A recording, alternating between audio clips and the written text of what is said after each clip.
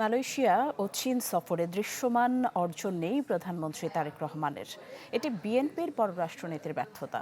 ময়মনসিংহের রেলওয়ে কৃষ্ণচূড়া চত্বরে বিভাগীয় সমাবেশে এমন দাবি করেছেন 11 দলের নেতারা। মন্তব্য করেন, ফ্যাসিবাদের দিকে পা বাড়িয়েছে দলটি। নোট অব ডিসেন্টের ভিত্তিতে নিজেদের এজেন্ডা বাস্তবায়নের চোরাই পথ আবিষ্কার করেছে তারা।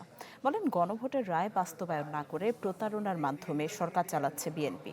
জুলাই সনদ বাস্তবায়ন না হলে তা আত্মঘাতী হবে তাদের জন্য।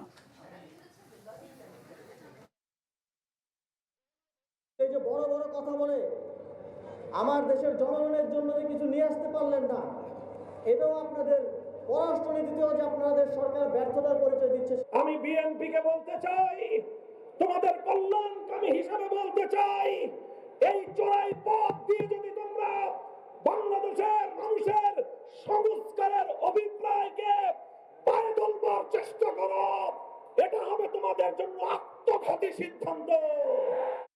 নগদ নিয়ে এলো হার না মানা হার অফার। সর্বনিম্ন 10,000 টাকা রেমিটেন্স নগদে পাঠালে থাকছে স্বর্ণের হার জেতার সুযোগ।